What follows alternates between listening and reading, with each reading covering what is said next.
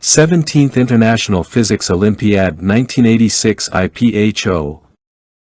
I offer private tutoring for Physics Olympiad preparation. I currently have openings.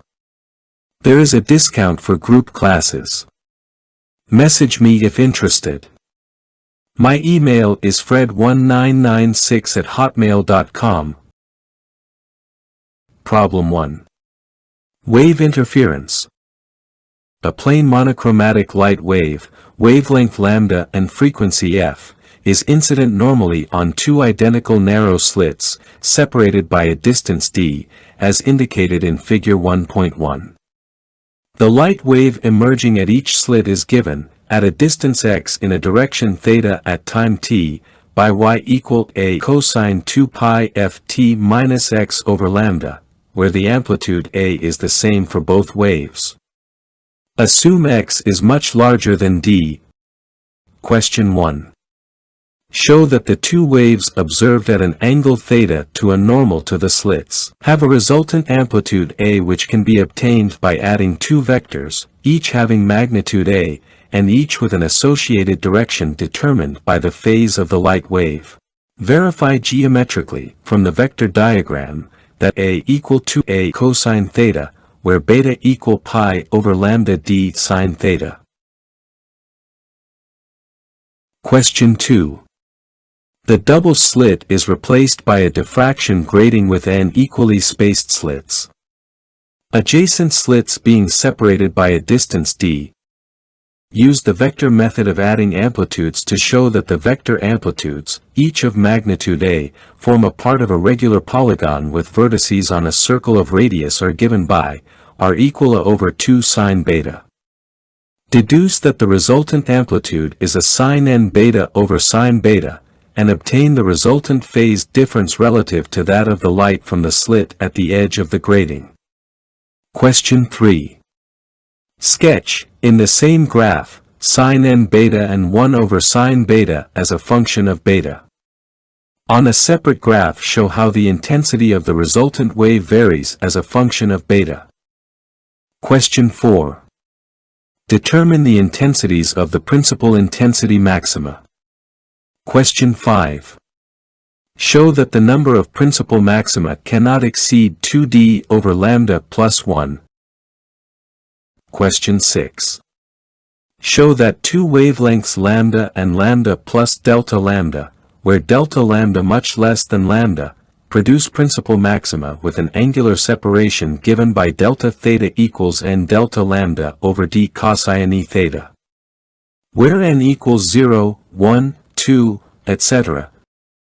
Calculate this angular separation for the sodium D lines for which lambda equals 589.0 nanometers, lambda plus delta lambda equals 589.6 nanometers, n equals 2, d equals 1.2 by 10 power negative 6 m.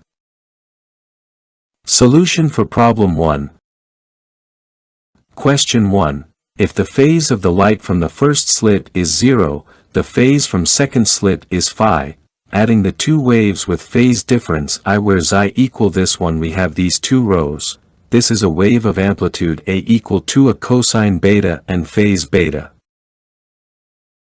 From vector diagram, in isosceles triangle OPQ, we have beta equal 1/2 phi, which is pi over lambda d sine theta, phi equal 2 beta, and amplitude a equal to a cosine beta.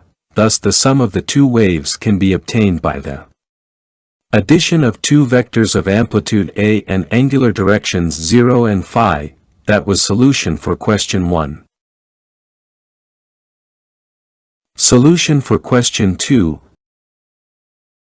Each slit in diffraction grating produces a wave of amplitude a with phase 2 beta relative to previous slit wave.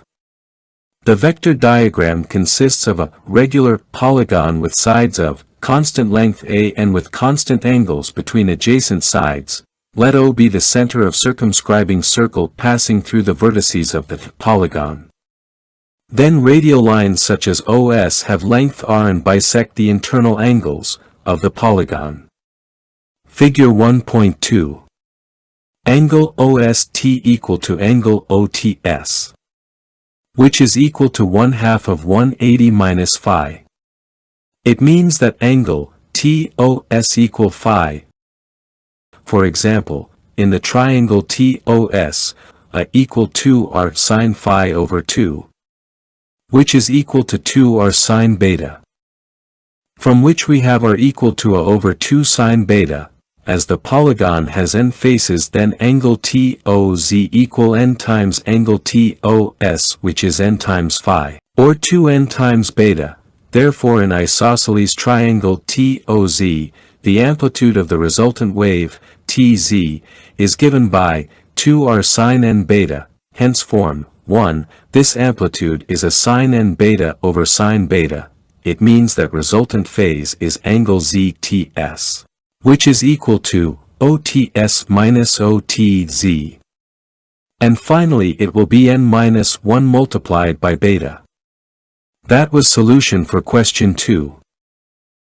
Question 3. Sketch, in the same graph, sine n beta and 1 over sine beta as a function of beta. On a separate graph show how the intensity of the resultant wave varies as a function of beta. Solution to question 3. The first graph shows the dependence of both functions on beta. The second graph shows the dependence of intensity as a function of beta. It is quadratic in amplitude. This is the solution to question 3. Question 4. Determine the intensities of the principal intensity maxima. Solution.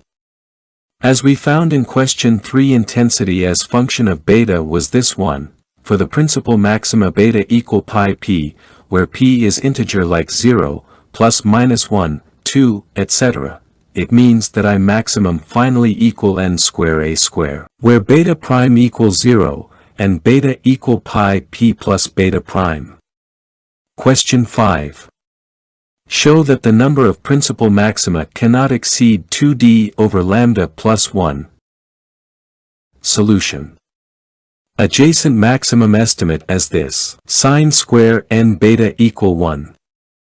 It means that beta equal 2 pi p minus plus 3 pi over 2n. Or beta equal plus minus 3 pi over 2n. Beta equal pi p plus minus pi over 2n does not give a maximum, as can be observed from the graph. So we have I1 equal a square n square over 23 for n much greater than 1. Adjacent zero intensity occurs for n equal pi p plus minus pi over n. It means that delta equal plus minus pi over n. For phase differences much greater than delta, we have I equal a square. That was solution for question 5. Question 6. Show that two wavelengths lambda and lambda plus delta lambda, where delta lambda much less than lambda, produce principal maxima with an angular separation given by delta theta equal n delta lambda over d cosine e theta. Where n equals 0, 1, 2, etc., calculate this angular separation for the sodium D lines, for which lambda equals 589.0 nanometers, lambda plus delta lambda equals 589.6 nanometers, n equals 2, d equals 1.2 by 10 power negative 6 meters. Solution. Beta equal n pi for a principal maximum. It means that pi over lambda d sine theta equal n pi. Differentiating, we have d cosine theta delta theta equal n delta lambda. Or delta theta equal n delta lambda over d cosine theta. Substituting given data, we have delta theta, sine theta and cosine theta are the next expressions. So finally we will get delta theta equal 5.2 by 10 power negative 3 radians, or about 0.3 degrees. That was solution for question 6. And here we finish discussion for problem number 1.